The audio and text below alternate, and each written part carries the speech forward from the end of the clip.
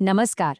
आज हम एक ऐसी कहानी पर चर्चा करने वाले हैं जो किसी भी ब्लॉकबस्टर फिल्म से कम नहीं है, लेकिन सच मानिए इसका असर उससे कहीं ज्यादा गहरा है। आज के इस विश्लेषण में हम देवी के दो बिल्कुल विपरीत रूपों को देखेंगे। एक तरफ ब्रह्मांडीय स्तर का महाविनाशक क्रोध और दूसरी तरफ एक आम इंसान के लिए अटूट करुणा। तो चलिए बिना किसी देरी के सीधे चलते हैं इस अनोखे सफर पर। जरा कल्पना कीजिए, क्या होता है जब एक ऐसी शक्ति जो पूरी सृष्टि को पल भर में मिटा सकती है, एक साधारण इंसान की सच्ची और अटूट आस्था से टकराती है। एक तरफ असीम विनाश और दूसरी तरफ पूरा समर्पण। बड़ा दिलचस्प विरोधाभास है ना? आइए इसे डिकोड करते हैं। शुरुआत करते हैं हमारे विश्लेषण के पहले हिस्से से, जहां हम महाकाली के उदय को समझेंगे। तो कहानी शुरू होती है एक ऐसे संकट से जिसने देवताओं की नींद उड़ा दी थी, रक्तबीज। स्रोत के अनुसार ये कोई आम असुर नहीं था। इसका खौफ ऐसा था कि इसने खुद को अजेय घोषित कर दिया था।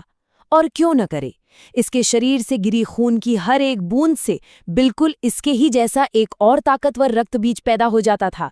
सोचिए, 1 से 2, 2 से 4, इस खूबी ने उसे युद्ध में लगभग अजेय बना दिया था।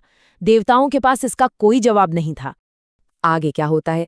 रक्तबीज छल का सहारा लेता है और जगत जननी मां पार्वती पर वार कर देता है। बस यही उसकी सबसे बड़ी भूल थी। इस छल को देखकर मां पार्वती का क्रोध 7वें आसमान पर पहुंच जाता है और वो प्रचंड महाकाली का रूप धारण कर लेती हैं। जब महाकाली प्रहार करती हैं तो वही समस्या सामने आती है। खून जमीन पर गिरता है और लाखों नए क्लोन बन जाते हैं। तो इस नामुमकिन से दिखने वाले खतरे से निपटने के लिए मां पार्वती एक नई रणनीति बनाती हैं। वो आदेश देती हैं कि महाकाली को रक्त की हर बूंद को जमीन पर गिरने से पहले ही पीना होगा। और उसके बाद जो हुआ वो सच में रोंगटे खड़े कर देने वाला था। महाकाली का क्रोध एक ज्वालामुखी की तरह फूट पड़ा। उनका वो भयंकर युद्धोन्माद उन्हीं के शब्दों में कुछ इस तरह गुंजा, मेरा आहार बनो, मुझे रक्त चाहिए, अपने रक्त से मेरी क्षुधा शांत करो। ये एक ऐसा खौफनाक दृश्य था, चाहा देवी ने स्वयं को उस दानव से भी ज्यादा उग्र रूप में ढाल लिया था। लेकिन इसके बाद महाकाली ने सारे क्लोन्स का भक्षण कर लिया और रक्तबीज का अंत हो गया। ब्रह्मांड बच गया, है ना? पर रुकिए, कहानी यहाँ खत्म नहीं होती। ये जीत तुरंत एक नए और भी बड़े संकट में बदल गई। महाकाली की प्यास बुझने के बजाय और बढ़ गई। उनका क्रोध इतना अनियंत्रित हो गया कि अब वो देवताओं को ही अपना आहार बनाने की ओर बढ़ चली। यहाँ तक कि भगवान गणेश जी ने भी आकर उन्हें रोकने की कोशिश की, पर सब बेकार। वो उन पर भी प्रहार करने को तैयार थीं। अब स्थिति पूरी तरह आउट ऑफ कंट्रोल हो चुकी थी। देवताओं में हाहाकार मच गया। जिस शक्ति ने उन्हें बचाया, अब उसी से कैसे बचें? घबराकर वे ब्रह्मा जी और विष्णु जी की शरण में भागे। और आखिर में ये तय हुआ कि अब इस असीम क्रोध को सिर्फ एक ही शक्ति शांत कर सकती है, और वो है भगवान शिव। गणेश और कार्तिकेय जी ने महादेव को उनके गहरे ध्यान से बाहर निकाला। अब यहाँ महादेव का रिएक्शन बड़ा ही हैरान करने वाला पर दिलचस्प है। जब उन्होंने देखा कि महाकाली को रोकना बल से नामुमकिन है, तो उन्होंने युद्ध नहीं किया। इसके बजाय वो बिल्कुल चुपचाप उस क्रोधित देवी के रास्ते में जाकर लेट गए। एक तरफ विनाश की चरम शक्ति और दूसरी तरफ एकदम शांत निष्क्रिय आत्मसमर्पण।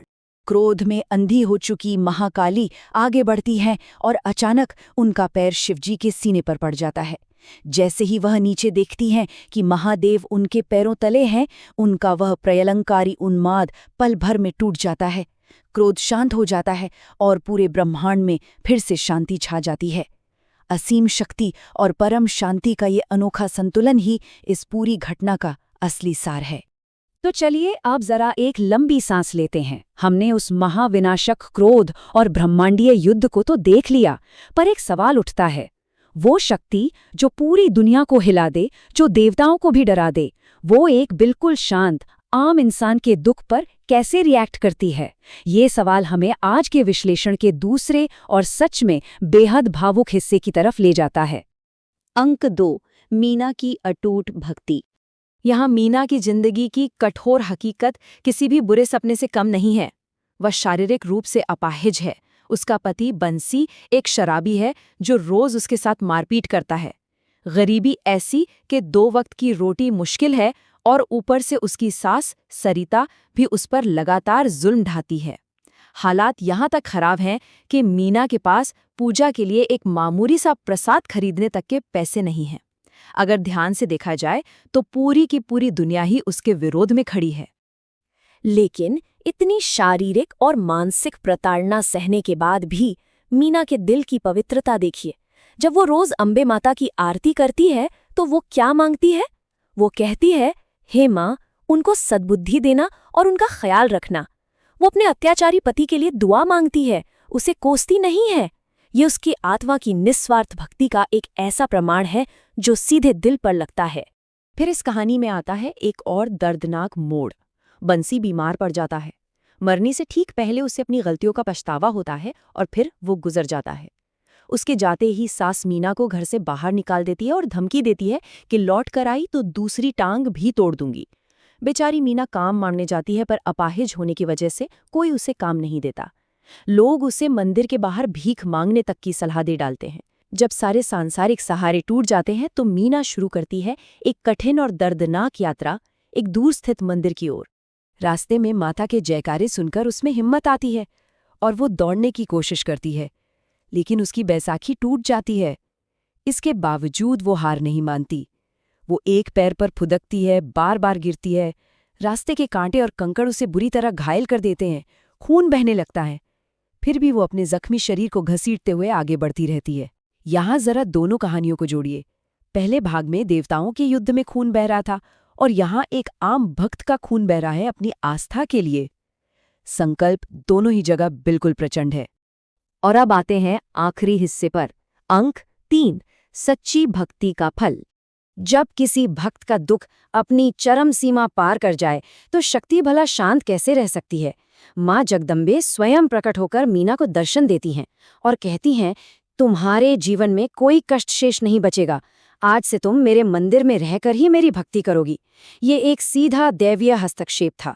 देवी ने सिर्फ उसे बचाया ही नहीं, बल्कि एक झटके में उसके जीवन की सारी सांसारिक पीड़ाओं को हमेशा के लिए मिटा दिया और उसे अपनी शरण में ले लिया। अगर हम इन स्रोत सामग्रियों से ली गई इन दोनों कहानियों को आमने सामने रखकर देखें तो एक तरफ है ब्रह्मांडीय जीत। वहां महाकाली ने स्वर्ग को बचाने के लिए रक्त बीज जैसी एक भौतिक बुराई का विनाश किया। वहां जरूरत थी असीम शक्ति और महाक्रोध की। और दूसरी तरफ है एक बिल्कुल सांसारिक जीत। यहां मां जगदम्बे ने अपने सिर्फ एक अकेले भक्त को बचाने के लिए उसकी गहरी भावनात्मक और शारीरिक पीड़ा को दूर कर दिया।